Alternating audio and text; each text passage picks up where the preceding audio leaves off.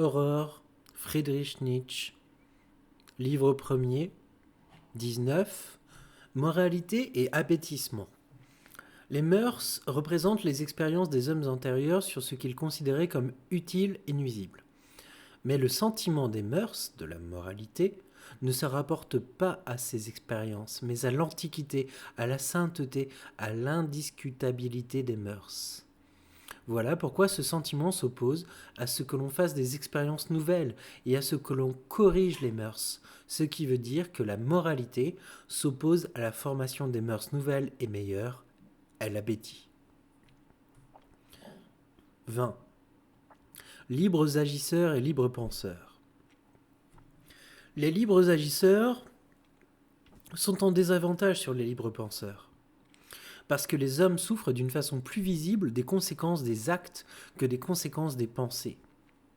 Mais si l'on considère que les uns comme les autres cherchent leur satisfaction, et que les libres penseurs trouvent déjà cette satisfaction dans le fait de réfléchir au but et de les exprimer, en regard des motifs, il y aura confusion des deux cas. Et en regard des résultats, les libres agisseurs l'emporteront même sur les libres penseurs, en admettant que l'on ne juge pas conformément à la visibilité la plus prochaine et la plus vulgaire. C'est-à-dire comme tout le monde. Il faut en revenir sur bien des calomnies dont les hommes ont comblé tous ceux qui ont brisé l'autorité d'une coutume. Généralement, on appelle ceux-ci des criminels. Tous ceux qui ont renversé la loi morale établie ont toujours été considérés d'abord comme de méchants hommes. Mais lorsque l'on ne parvenait pas à rétablir cette loi et que l'on s'accommodait du changement, l'attribut se transformait peu à peu. L'histoire traite presque exclusivement de ces méchants hommes qui plus tard ont été appelés bons. 21. Accomplissement de la loi. Dans le cas où l'observation d'un précepte moral aboutit à un résultat différent de celui que l'on avait promis et attendu, il n'apporte pas à l'homme moral le bonheur promis, mais contre toute attente le malheur et la misère, il reste toujours à l'homme consciencieux et craintif l'excuse de dire « on a fait une erreur dans l'exécution ». Au cas extrême, une humanité opprimée qui souffre profondément finira même par décréter « il est impossible de bien exécuter le précepte. Nous sommes faibles et pécheurs jusqu'au fond de l'âme et profondément incapables de moralité. Par conséquent, nous ne pouvons avoir aucune prétention au bonheur et à la réussite. Les promesses et les préceptes moraux sont pour des êtres meilleurs que nous ne sommes. » 22. Les œuvres et la foi. Les docteurs protestants continuent à propager cette erreur fondamentale que seule la foi importe et que les œuvres sont une conséquence naturelle de la foi. Cette doctrine n'est tout bonnement pas vraie, mais elle a l'air si séduisante qu'elle a déjà ébloui des intelligences bien autres que celles de Luther, je veux dire celles de Socrate et de Platon. Quoique l'évidence et l'expérience de tous les jours prouvent le contraire, la connaissance et la foi, malgré toutes les promesses qu'elles renferment, ne peuvent donner ni la force pour l'action, ni l'habileté pour l'action. Elles ne peuvent pas remplacer l'habitude de ce mécanisme subtil et multiple qui a dû être mis en mouvement pour que n'importe quoi puisse passer de la représentation à l'action. Avant tout, et en premier lieu, les œuvres, c'est-à-dire l'exercice et encore l'exercice. La foi qui en fait partie se trouvera par surcroît, soyez-en certains.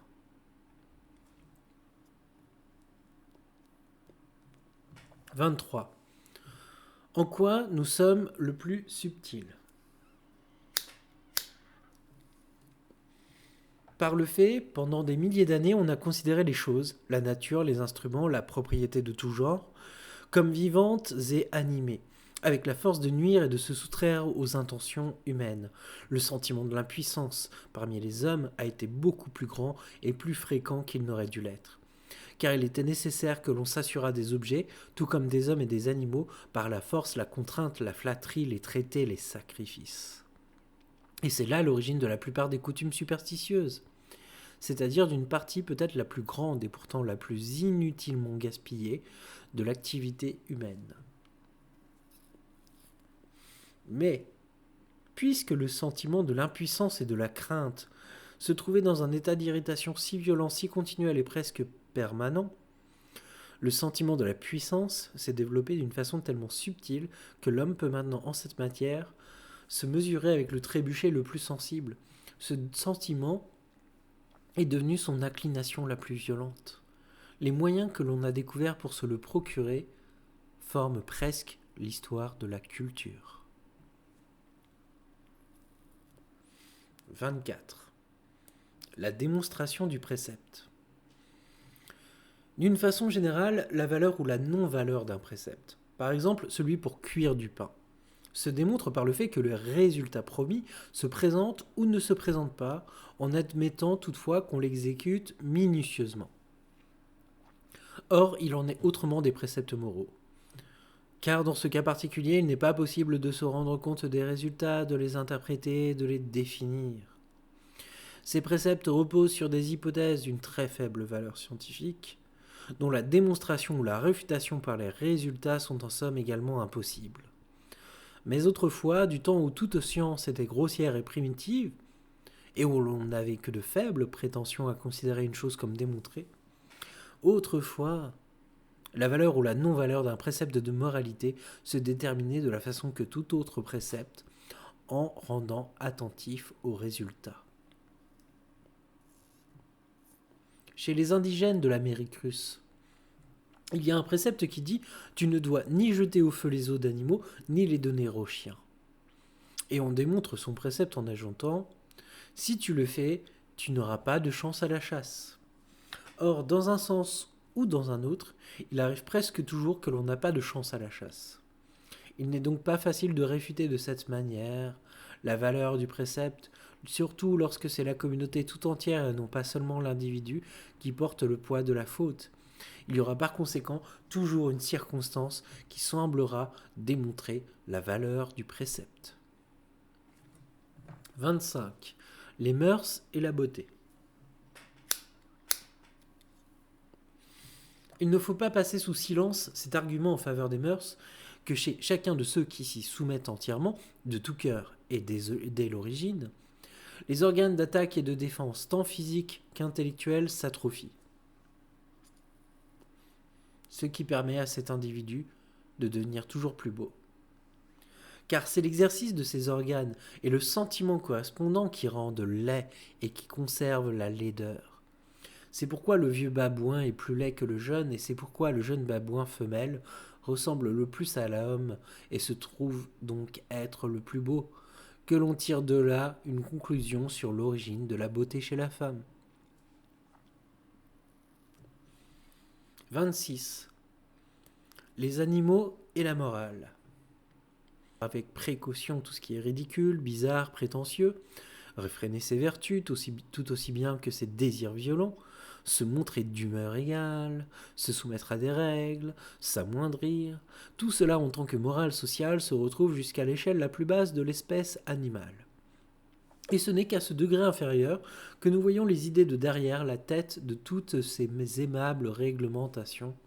On veut échapper à ses persécuteurs et être favorisé dans la chasse au butin. C'est pourquoi les animaux apprennent à se dominer et à se déguiser au point que certains d'entre eux parviennent à assimiler leur couleur à la couleur de leur entourage, en vertu de ce que l'on appelle les fonctions chromatiques, à simuler la mort, à adopter les formes et les couleurs d'autres animaux, ou encore l'aspect du sable, des feuilles, des lichens ou des éponges, ce que les naturalistes anglais appellent mimicry. C'est ainsi que l'individu se cache sous l'universalité du terme générique homme, ou bien encore il s'adapte et s'assimile aux princes, aux castes, aux partis, aux opinions de son temps ou de son entourage. À toutes ces façons subtiles de nous faire passer pour heureux, reconnaissants, puissants, amoureux, on trouvera facilement l'équivalent animal.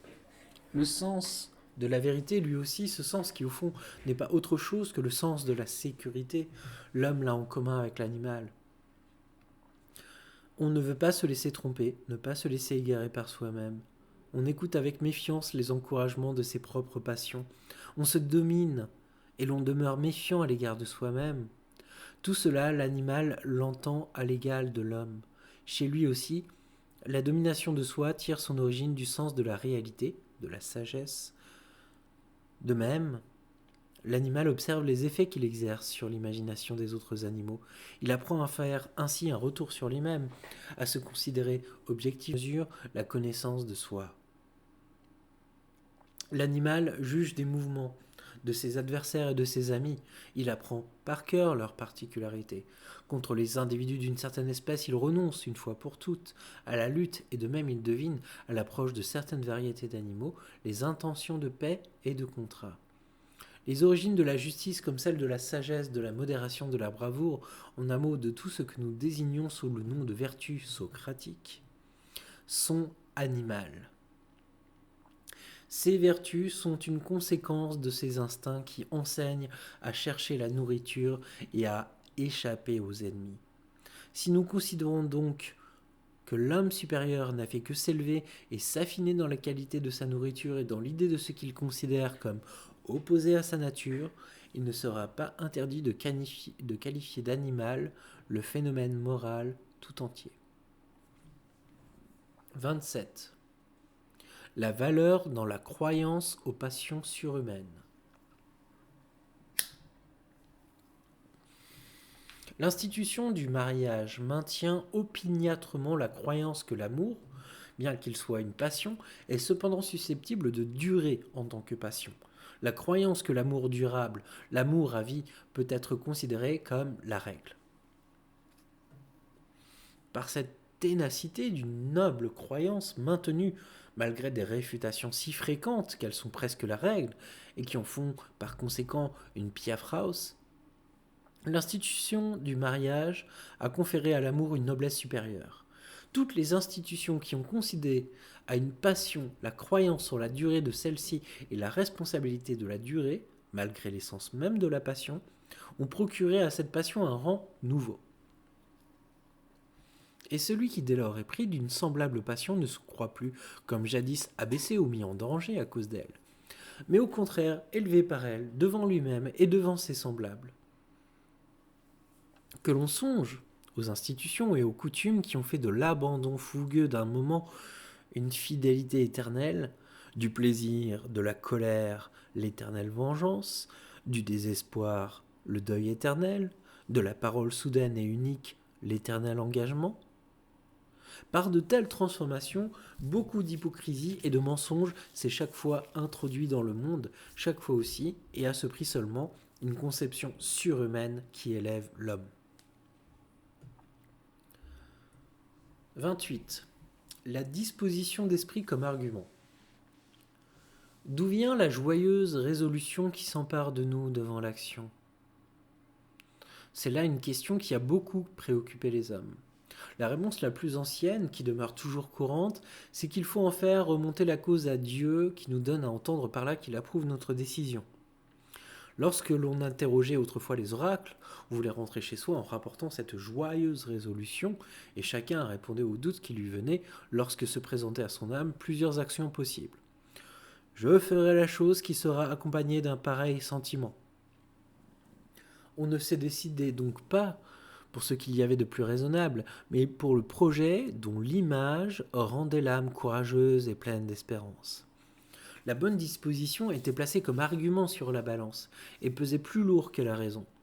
Puisque la disposition d'esprit était interprétée d'une façon superstitieuse, comme l'effet d'un dieu qui promet la réussite, et qui veut ainsi faire parler à sa raison le langage de la sagesse supérieure.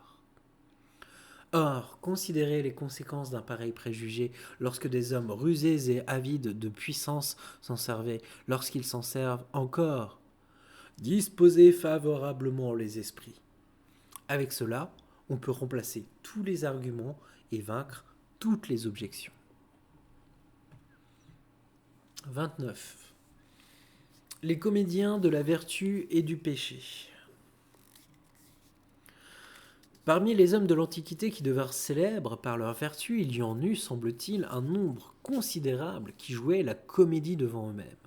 Ce sont surtout les Grecs qui, étant des comédiens invétérés, ont dû simuler ainsi tout à fait inconsciemment et trouver qu'il était bon de simuler. Du reste, chacun se trouvait en lutte pour sa vertu avec la vertu d'un autre ou de tous les autres. Comment n'aurait-on pas rassemblé tous les artifices pour faire montre de ces vertus, avant tout devant soi-même, ne fût-ce que pour en prendre l'habitude? À quoi servait une vertu que l'on ne pouvait montrer ou qui ne s'entendait pas à se montrer elle-même? Le christianisme imposa un frein à ces comédiens de la vertu. Il inventa l'usage d'étaler ses péchés d'une façon répugnante, d'en faire parade. Il amena dans le monde l'état de péché mensonger. Jusqu'à nos jours, il est considéré comme étant de bon ton parmi les bons chrétiens. 30. La cruauté raffinée en tant que vertu. Voici une moralité qui repose entièrement sur le penchant de la distinction. N'en pensez pas trop de bien. Quel penchant est-ce donc au fond et quelle est l'arrière-pensée qui le dirige? On aspire à ce que notre vue fasse mal à notre voisin et à son esprit d'envie, éveille son sentiment d'impuissance et de déchéance. On veut lui faire goûter l'amertume de sa destinée en répandant sur sa langue une goutte de notre miel, et tandis qu'on lui fait goûter ce prétendu bienfait, on le regarde dans le blanc des yeux fixement et d'un air de triomphe. Le voici devenu humble, et parfait maintenant dans son humilité. Cherchez ceux à qui, par son humilité, il préparait depuis longtemps une torture. Vous finirez bien par les trouver. Celui-ci témoigne de la pitié à l'égard des animaux, et on l'admire à cause de cela. Mais il y a certaines gens à qui, par là, il a voulu faire subir sa cruauté. Voici un grand artiste. La volupté qu'il goûte d'avance en se figurant l'envie des rivaux terrassés n'a pas laissé dormir sa vigueur jusqu'à ce qu'il soit devenu un grand homme. Combien de moments amers chez d'autres âmes s'est-il fait payer pour atteindre à sa grandeur? La chasteté de la nonne, de quels yeux menaçants dévisage-t-elle les femmes qui vivent autrement qu'elle? Quelle joie vengeresse il y a dans ses yeux! Le thème est court, les variations pourraient être innombrables, mais elles ne sauraient devenir fastidieuses, car affirmer que la moralité de la distinction n'est en dernière instance que la joie que procure la cruauté raffinée, c'est là une nouveauté par trop paradoxale et presque blessante. En dernière instance, je veux dire, chaque fois dans la première génération. Car lorsque l'habitude d'une action qui distingue devient héréditaire, l'arrière-pensée ne se transmet pas. Seuls les sentiments et non les pensées peuvent s'hériter. Et en supposant que l'on ne l'introduise pas à nouveau par l'éducation à la seconde génération, la joie de la cruauté, dans l'action qui distingue, n'existe déjà plus, mais seulement encore la joie que procure l'habitude de cette action à elle seule comme telle. Mais cette joie-là est le premier degré du bien. 31. La fierté de l'esprit. La fierté de l'homme qui se rebiffe contre la doctrine de la descendance des animaux et qui établit entre la nature et l'homme un grand abîme, cette fierté trouve sa raison dans un préjugé sur la conformation de l'esprit, et ce préjugé est relativement récent. Durant la longue période préhistorique de l'humanité, on supposait que l'esprit était partout, et l'on ne songeait pas du tout à le vénérer comme une prérogative de l'homme. Parce que l'on considérait tout au contraire le spirituel, ainsi que tous les instincts, les malices, les penchants, comme appartenant à tout le monde, comme étant par conséquent d'essence vulgaire. On n'avait pas honte de descendre d'animaux ou d'arbres. Les races nobles se croyaient honorées par de pareilles légendes. L'on voyait dans l'esprit ce qui nous unit à la nature, et non ce qui nous sépare d'elle. C'est ainsi que l'on était élevé dans la modestie, et c'était aussi par suite d'un préjugé. 32. Le sabot d'enrayure. Souffrir moralement et apprendre par la suite que cette espèce de souffrance repose sur une erreur, c'est là ce qui révolte. Car il y a une consolation unique à affirmer par sa souffrance, un monde de vérité plus profond que ne l'est toute autre espèce du monde, et l'on préfère de beaucoup souffrir et se sentir de la sorte transporté au-dessus de la réalité, par la conscience de s'approcher ainsi de ce monde de vérité plus profond. que de vivre sans souffrance et d'être privé de ce sentiment du sublime. Par conséquent, c'est la fierté et la façon habituelle de la satisfaire qui s'opposent à la nouvelle interprétation de la morale. Quelle force faudra-t-il donc employer pour supprimer ce sabot d'enrayure? Plus de fierté? Une nouvelle fierté? 33. Le mépris des causes, des conséquences et des réalités. Ces hasards néfastes qui frappent une communauté tels que les orages subites, les sécheresses ou les épidémies éveillent chez tous les membres de la communauté le soupçon que des fautes contre les mœurs ont été commises ou font croire qu'il faut inventer de nouvelles coutumes pour apaiser une nouvelle puissance et une nouvelle lubie des démons.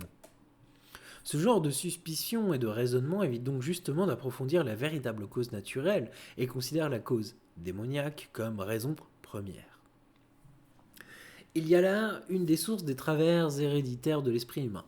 Et l'autre source se trouve tout à côté, car de même et tout aussi systématiquement, on accorde une attention beaucoup moindre aux conséquences véritables et naturelles d'une action que celles que l'on accorde aux conséquences surnaturelles, ce que l'on appelle les punitions et les grâces de la divinité. Il existe, par exemple, une prescription qui exige certains bains à prendre à des moments déterminés. On ne se baigne pas pour des raisons de propreté, mais parce que cela est prescrit. On n'apprend pas à fuir les véritables conséquences de la malpropreté, mais le prétendu déplaisir qu'éprouverait la divinité à vous voir négliger un bain. Sous la pression d'une crainte superstitieuse, on soupçonne que ces lavages du corps malpropres ont plus d'importance qu'ils en ont l'air. On y introduit des significations de seconde et de troisième main. On se gâte la joie et le sens de la réalité. Et l'on finit par n'attacher d'importance à ces lavages qu'en tant qu'ils peuvent être un symbole. De telle sorte que, sous l'empire de la moralité des mœurs, l'homme méprise premièrement les causes, en second lieu les conséquences, en troisième lieu la réalité. Et il relie tous ses sentiments élevés, de vénération, de noblesse, de fierté, de reconnaissance, d'amour, à un monde imaginaire, qu'il appelle un monde supérieur. Et aujourd'hui encore, nous en voyons les conséquences. Dès que les sentiments d'un homme s'élèvent d'une façon ou d'une autre, ce monde imaginaire est en jeu. C'est triste à dire, mais provisoirement, tous les sentiments élevés doivent être suspects pour l'homme de science tant il s'y mêle d'illusions et d'extravagance. Non que ces sentiments dussent être suspects en soi et pour toujours. Mais de toutes les épurations graduelles qui attendent l'humanité, l'épuration des sentiments élevés sera une des plus lentes. 34. Les sentiments moraux et les concepts moraux. Il est évident que les sentiments moraux se transmettent par le fait que les enfants remarquent chez les adultes des prédilections violentes et de fortes antipathies à l'égard de certaines actions, et que ces enfants, étant des singes de naissance, imitent les prédilections et les antipathies. Plus tard, au cours de leur existence, alors qu'ils sont pleins de ces sentiments bien appris et bien exercés, ils considèrent un examen tardif, une espèce d'exposé des motifs qui justifierait ces prédilections et ces antipathies comme affaire de convenance. Mais cet exposé des motifs n'a rien à voir chez eux, ni avec l'origine, ni avec le degré des sentiments. On se contente de se mettre en règle avec la convenance, qui veut qu'un être raisonnable connaisse les arguments de son pour et de son contre, des arguments qu'il puisse indiquer et qui soient acceptables. En ce sens, l'histoire des sentiments moraux est toute différente de l'histoire des concepts moraux. Les premiers sont puissants avant l'action, les seconds surtout après l'action, en face de la nécessité de s'expliquer à leur sujet. 35. Les sentiments et l'origine qu'ils tirent des jugements. Fie-toi à ton sentiment. Mais les sentiments ne sont rien de définitif, rien d'original. Derrière les sentiments, il y a les jugements et les appréciations qui nous sont transmis sous forme de sentiments, prédilection, antipathie. L'inspiration qui découle d'un sentiment est petite fille d'un jugement, souvent d'un jugement erroné. et en tous les cas pas d'un jugement qui te soit personnel. C'est d'obéir plus à son grand-père, à sa grand-mère et aux grands-parents de ceux-ci qu'aux dieux qui sont en nous, notre raison et notre expérience. 36. Une folie de la piété pleine d'arrière-pensée. Comment ? Les inventeurs des antiques cultures, les premiers constructeurs d'instruments et de cordeaux, de chariots, de canaux et de maisons, les premiers observateurs de la conformité des lois du système céleste et de la table de multiplication seraient différents des inventeurs et des observateurs de notre temps et supérieurs à ceux-ci ? Les premiers pas en avant auraient une valeur que n'égaleraient pas tous nos voyages. Toutes nos navigations circulaires dans le domaine des découvertes ? Ainsi parle la voix du préjugé. On argumente ainsi pour rabaisser l'importance de l'esprit actuel. Et pourtant, il est évident qu'autrefois, le hasard fut le plus grand inventeur et le plus grand observateur, le bienveillant inspirateur de cette époque ingénieuse, et que pour les inventions les plus insignifiantes que l'on fait maintenant, on use plus d'esprit, plus d'énergie et d'imagination scientifique qu'il n'en existait autrefois pendant de longs espaces de temps. Fausse conclusion que l'on tire de l'utilité. Lorsque l'on a démontré la plus haute utilité d'une chose, on n'a pas encore fait un pas pour expliquer l'origine de cette chose. Ce qui veut dire que l'on ne peut jamais expliquer par l'utilité la nécessité de l'existence. Mais c'est précisément le jugement contraire qui a dominé jusqu'à présent, et jusque dans le domaine de la science la plus sévère. Les astronomes ne sont-ils pas allés jusqu'à prétendre que l'utilité supposée dans l'économie des satellites, remplacer d'une autre façon la lumière affaiblie par une trop grande distance du Soleil pour que les habitants des astres ne manquassent de pas de lumière, était le but final de cette économie et en expliquait l'origine ? On se souviendra aussi du raisonnement de Christophe Colomb. La Terre est faite pour l'homme, donc s'il y a des contrées, il faut qu'elles soient habitées. Est-il possible que le Soleil répande ses rayons sur le néant et que la veille nocturne des étoiles soit gaspillée pour des mers sans voie et des régions inhabitées ? 38. Les instincts transformés par les jugements moraux. Le même instinct devient le sentiment pénible de la lâcheté sous l'impression du blâme et que le mœurs ont fait reposer sur lui. Ou bien le sentiment agréable de l'humilité. Si une morale, telle que la morale chrétienne, l'a prise à cœur et l'a appelée bon, ce qui signifie que cet instinct jouira soit d'une bonne, soit d'une mauvaise conscience. En soi, comme tout instinct, il est indépendant de la conscience. Il ne possède ni un caractère, ni une désignation morale, et n'est même pas accompagné d'un sentiment de plaisir ou de déplaisir déterminé. Il ne fait qu'acquérir tout cela, comme une seconde nature, lorsqu'il entre en relation avec d'autres instincts qui ont déjà reçu le baptême du bien et du mal, ou si l'on reconnaît qu'il est l'attribut d'un être que le peuple a déjà déterminé et évalué au point de vue moral. Ainsi, les anciens Grecs avaient d'autres sentiments sur l'envie que nous autres. Hésiode la nomme parmi les effets de la bonne et bienfaisante Eris, et il ne se choquait pas à la pensée que les dieux ont quelque chose d'envieux. Cela se comprend dans un état de choses dont la lutte était l'âme. La lutte, cependant, était considérée comme bonne et appréciée comme telle. De même, les Grecs différaient de nous dans l'évaluation de l'espérance. On la considérait comme aveugle et perfide. Hésiode a indiqué dans une fable ce que l'on peut dire de plus violent contre elle, et ce qu'il dit est si étrange qu'aucun interprète nouveau n'y a compris quelque chose. Car c'est contraire à l'esprit moderne, qui a appris du christianisme à croire à l'espérance comme à une vertu. Chez les Grecs, par contre, la science de l'avenir ne paraissait pas entièrement fermée, et l'information au sujet de l'avenir était devenue dans des cas innombrables un devoir religieux. Alors que nous nous contentons de l'espérance, les Grecs, grâce aux prédictions de leurs devins, estimaient fort peu l'espérance et l'abaissaient à la hauteur d'un mal ou d'un danger. Les Juifs qui considéraient la colère autrement que nous l'ont sanctifiée. C'est pourquoi ils ont placé la sombre majesté de l'homme qui accompagnait la colère si haut qu'un Européen ne saurait l'imaginer. Ils ont façonné la sainteté de leur Jéhovah en colère d'après la sainteté de leurs prophètes en colère. Les grands coups rossés parmi les Européens, si on les évalue d'après une telle mesure, ne sont en quelque sorte que des créatures de seconde main. 39. Le préjugé de l'esprit pur.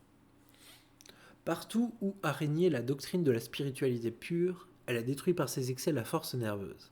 Elle enseignait à mépriser le corps, à le négliger ou à le tourmenter, à tourmenter et à mépriser l'homme lui-même à cause de tous ses instincts.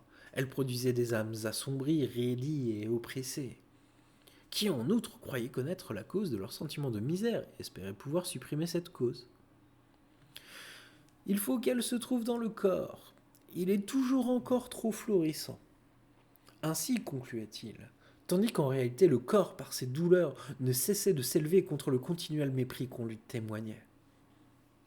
Une extrême nervosité devenue générale et chronique finissait par être l'apanage de ces vertueux esprits purs.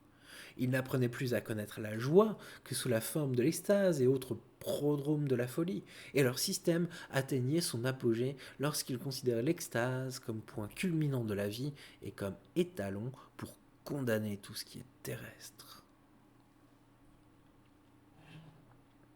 40. Les investigations au sujet des usages. Les nombreux préceptes moraux que l'on tirait à la hâte d'un événement unique et étrange finissaient très vite par devenir incompréhensibles. Il était tout aussi difficile d'en déduire des intentions que de reconnaître la pénalité qui devait suivre une infraction. On avait même des doutes au sujet de la succession des cérémonies. Mais tandis que l'on se concertait tout au long à ce sujet, l'objet d'une pareille investigation grandissait en valeur. Et ce qu'il y avait justement d'absurde dans une coutume finissait par devenir la sacro-sainte sainteté. Que l'on ne juge pas à la légère la force que l'humanité a dépensée là pendant des milliers d'années, et surtout pas l'effet que produisaient ces investigations au sujet des usages. Nous voici arrivés sur l'énorme terrain de manœuvre de l'intelligence. Non seulement les religions s'y développent et s'y achèvent, mais la science elle aussi y trouve ses précurseurs vénérables, quoique terribles encore. C'est là que le poète, le penseur, le médecin, le législateur ont grandi. La peur de l'intelligible, qui d'une façon équivoque exige de nous des cérémonies, a revêtu peu à peu l'attrait de ce qui est difficile à comprendre, et lorsque l'on ne parvenait pas à approfondir, on apprenait à créer.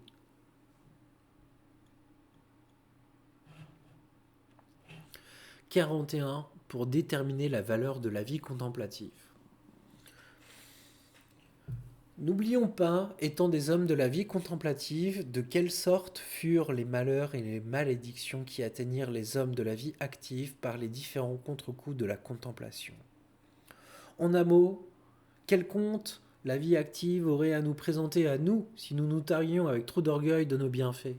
Elle nous opposerait en premier lieu les natures dites religieuses, qui par leur nombre prédominent parmi les contemplatifs, et en fournissent par conséquent l'espèce la plus commune.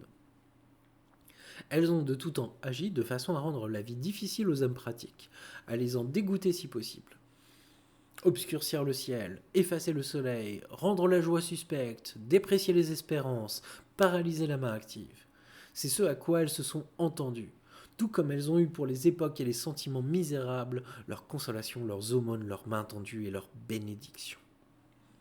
En deuxième lieu, les artistes. Une espèce d'homme de la vie contemplative, plus rare que la religieuse, mais encore assez fréquente. Par leur personne, ils ont généralement été insupportables, capricieux, envieux, violents, querelleurs. Cette impression est à déduire de l'impression rassérénante et exaltante de leurs œuvres. En troisième lieu, les philosophes. Une espèce où se trouvent réunies des forces religieuses et artistiques, pourtant de façon à ce qu'un troisième élément s'y puisse placer, l'élément dialectique, le plaisir de disputer. Ils ont été les créateurs du mal au même sens que les hommes religieux et les artistes, et de plus par leur penchant dialectique, ils ont produit de l'ennui chez beaucoup d'hommes.